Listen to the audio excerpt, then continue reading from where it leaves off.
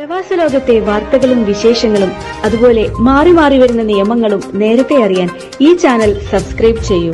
അടുത്തുള്ള bell icon enable ചെയ്യാൻ മറക്കേണ്ട. നമസ്കാരം, ഒമാൻ വാർത്തകളിലേക്ക് സ്വാഗതം.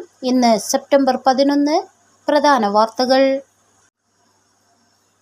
ലോകകപ്പ് ഫുട്ബോൾ യോഗ്യത 3-ാം റൗണ്ടിലെ 2-ാം മത്സരത്തിൽ ശക്തരായ ദക്ഷിണ കൊറിയയോട് തോൽവി വഴങ്ങി ഒമാൻ. സുൽത്താൻ ഖാബൂസ് സ്പോർട്സ് കോംപ്ലക്സിൽ നടന്ന കളിയിൽ 3-1 പരാജയം രുചിച്ചത്. Hong Hee Chan, Son Heung Min, Joo മിൻ ക്യു എന്നിവരാണ് കൊറിയയ്ക്ക് വേണ്ടി വലകുലുക്കിയത്. ഒമാന്റെ ആശ്വാസ ഗോൾ സെൽഫ് ഗോളായിരുന്നു. കൊറിയൻ ആധിപത്യമായിരുന്നു മത്സരത്തിലുടനീളം കണ്ടിരുന്നത്. ഇടതു വലത് വിങ്ങുകളിലൂടെ ആക്രമണം ശക്തമാക്കിയ കൊറിയൻ പട ഏത് നിമിഷവും ഒമാൻ വലകുലുക്കുമെന്ന സ്ഥിതിയിലായിരുന്നു. 10-ാം മിനിറ്റിൽ കൊറിയ ലക്ഷ്യം കണ്ടു. മത്സരം സമനിലയിലേക്ക് പോകുമെന്ന് തോന്നിക്കുന്ന വേളയിൽ 82-ാം മിനിറ്റിൽ സൺ ഹ്യൂം മിന്റെ ഗോളിലൂടെ കൊറിയ ലീഡെടുത്തു. തിരിച്ചടിക്കാൻ ഒമാൻ ആക്രമണം ശക്തമാക്കിയെങ്കിലും ഇഞ്ചുറി ടൈമിൽ 3-ാം ഗോളും സ്വന്തമാക്കി കൊറിയ വിജയം പൂർണ്ണമാക്കി. പലപ്പോഴും ഒമാൻ പ്രതിരോധത്തിൽ തട്ടിയായിരുന്നു ആക്രമണത്തിന്റെ മുനയൊടിഞ്ഞത്. കൂടുതൽ ഗോൾ വഴങ്ങുന്നതിൽ നിന്നും ടീമിനെ രക്ഷിക്കാനും സാധിച്ചു. ഗ്രൂപ്പ് ബിയിൽ 4 വീതം പോയിന്റുമായി ജോർദാനും ദക്ഷിണ കൊറിയയുമാണ് യഥാക്രമം 1-ഉം 2-ഉം സ്ഥാനത്തുള്ളത്. ഒമാന്റെ അടുത്ത മത്സരം ഒക്ടോബർ 10-ന് കുവൈത്തുമായും 15-ന് ജോർദാനുമായുമാണ്. ഖുറിയാത്തിലെ വാദി ദൈഖ ഡാമിൽ നിന്നും 15 ദശലക്ഷം മെട്രിക് ക്യൂബ് വെള്ളം ഒഴുക്കിക്കളയുന്നു. ഇതിനായി സെപ്റ്റംബർ 15-ന് ഷട്ടറുകൾ തുറക്കുമെന്ന് കാർഷിക മത്സ്യബന്ധന ജലവിഭവ മന്ത്രാലയം അറിയിച്ചു.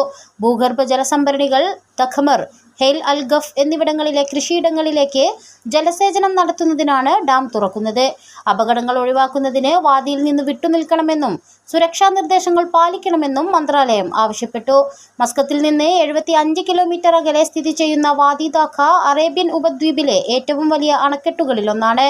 3.3 കോടി ക്യൂബിക് മീറ്റർ വെള്ളമാണ് ഡാമിൽ സൂക്ഷിക്കാൻ സാധിക്കുന്ന ജലത്തിന്റെ പരമാവധി അളവ്. വലിയ 2 പർവ്വതങ്ങൾക്കും ഇതിനോട് ചേർന്നുള്ള കൊച്ചു മലകൾക്കുമിടയിലായി മരുഭൂമിയിൽ ഉയരത്തിൽ പൊങ്ങി നിൽക്കുന്ന ജലത്തെ അണക്കെട്ട് നിർമ്മിച്ച് കെട്ടി നിർത്തി ഉപയോഗപ്പെടുത്തുകയാണ് അധികൃതർ.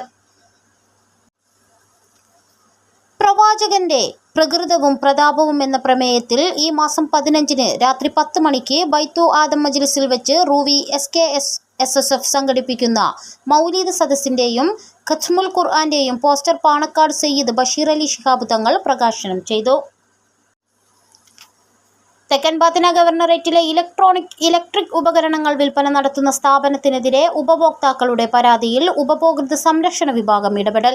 വാണിജ്യ സ്ഥാപനത്തിൽ നിന്നും വാങ്ങിയ ഇലക്ട്രോണിക് ഉപകരണങ്ങളിലെ തകരാറുകൾ, വിതരണത്തിലെ കാലതാമസം തുടങ്ങിയ പരാതികളാണ് അധികൃതർക്ക് ലഭിച്ചത്. ഇതിൽ ഇടപെട്ട ഉപഭോക്തൃ വിഭാഗം 1153 റിയാൽ ഉപഭോക്താക്കൾക്ക് തിരികെ നൽകാൻ വിധിച്ചു. വാണിജ്യ സ്ഥാപനത്തിനെതിരെ ഉപഭോക്താക്കളിൽ നിന്ന് നിരവധി പരാതികൾ ലഭിച്ചിരുന്നതായും അതോറിറ്റി അറിയിച്ചു. ഒമാനിലെ വിവിധ ഗവർണറേറ്റുകളിൽ സസ്യജന്തുജാലങ്ങളെക്കുറിച്ച് പഠിക്കുന്നതിനും നിരീക്ഷണം നടത്തുന്നതിനുമായി സ്ഥാപിച്ചിട്ടുള്ള ട്രാപ്പ് ക്യാമറകൾ നശിപ്പിക്കരുതെന്ന് പരിസ്ഥിതി വിഭാഗം. ക്യാമറകൾ കേടുവരുത്തുകയോ നീക്കം ചെയ്യുകയോ ചെയ്യുന്നത് ശിക്ഷാർഹമാണ്. പരിസ്ഥിതി നിരീക്ഷണത്തിനായി വിവിധയിടങ്ങളിൽ ട്രാപ്പ് ക്യാമറകൾ സ്ഥാപിച്ചു വരികയാണ്. ഇവ കേടുവരുത്തിയാൽ നിയമ നടപടികൾ നേരിടേണ്ടി വരുമെന്നും പരിസ്ഥിതി വിഭാഗം ഓൺലൈൻ പ്രസ്താവനയിൽ അറിയിച്ചു.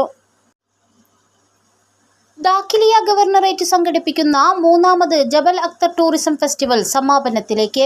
ജൂലൈ 18-ന് തുടക്കം കുറിച്ച ഫെസ്റ്റിവലിൽ ഇതിനോടകം ആയിരങ്ങളാണ് പങ്കാളികളായത്.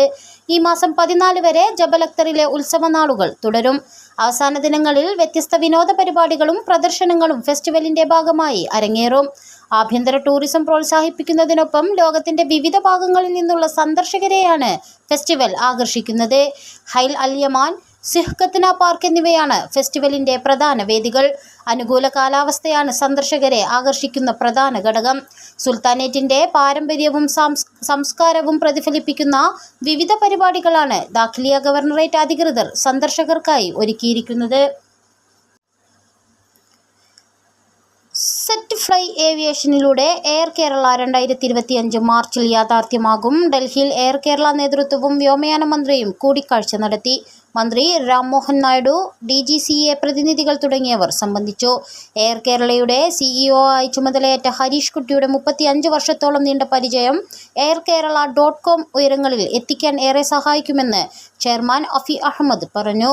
30 വർഷത്തോളമായി ട്രാവൽ ടൂറിസം മേഖലയിലുള്ള പരിചയവും ഈ മേഖലയിലെ ടൂറിസം മേഖലയ്ക്ക് കൂടുതൽ സംഭാവന നൽകുമെന്നും അദ്ദേഹം കൂട്ടിച്ചേർത്തു. നാട്ടിൽ തിരിച്ചെത്തിയ പ്രവാസികൾക്കും പ്രവാസി സംരംഭകർക്കുമായി നോർക്ക ബിസിനസ് ഫെസിലിറ്റേഷൻ സെന്ററിന്റെ നേതൃത്വത്തിലുള്ള ബിസിനസ് ക്ലിനിക് ഈ സേവനം 2024 ഈ മാസം 12-ന് Norka roots resident vice chairman P Ramakrishnan ഉദ്ഘാടനം ചെയ്യും.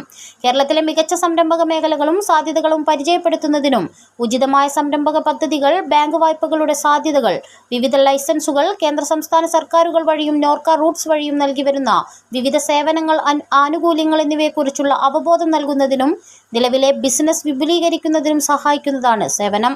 ചടങ്ങിൽ നോർക്ക ബിസിനസ് ക്ലിനിക്കിന്റെ ലോഗോ പ്രകാശനം CEO അജിത് കോളശ്ശേരി നിർവഹിക്കും.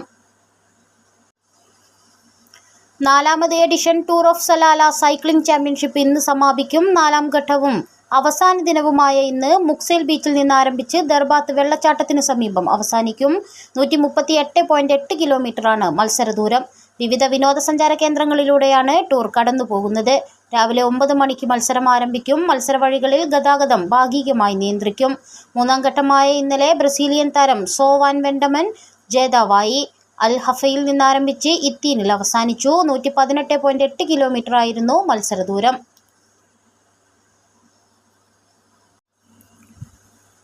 കോഴിക്കോട് ജില്ലാ KMCC കൗൺസിൽ മീറ്റ് സംഘടിപ്പിച്ചു. കേന്ദ്ര കമ്മിറ്റി വൈസ് പ്രസിഡന്റ് AKK തങ്ങളുടെ അധ്യക്ഷതയിൽ ചേർന്ന കൗൺസിൽ മീറ്റ് കേരള സംസ്ഥാന മുസ്ലിം ലീഗ് പ്രവർത്തക സമിതി അംഗം CKV യൂസഫ് ഉദ്ഘാടനം ചെയ്തു. സംസ്ഥാന സെക്രട്ടറി പാറക്കൽ അബ്ദുള്ള മുഖ്യപ്രഭാഷണം നടത്തി. സെക്രട്ടേറിയറ്റ് അംഗം MC Vadakara, Muscat KMCC treasurer PTK Shameer, Vadakara മണ്ഡലം Muslim League general secretary PP Jafar, മണ്ഡലം മുസ്ലിം ലീഗ് ട്രഷറർ MT അബ്ദുൽ സലാം എന്നിവർ പ്രസംഗിച്ചു. അബൂബക്കർ ഫലാഹി പ്രാർത്ഥനയ്ക്ക് നേതൃത്വം നൽകി. ദാഖിലിയ ഗവർണറേറ്റിലെ വീട്ടിൽ നിന്നും സ്വർണ്ണാഭരണങ്ങളും പണവും മോഷണം പോയ സംഭവത്തിൽ ഒരാൾ അറസ്റ്റിലായി. കഴിഞ്ഞ ദിവസമാണ് കേസിന് ആസ്പദമായ സംഭവം.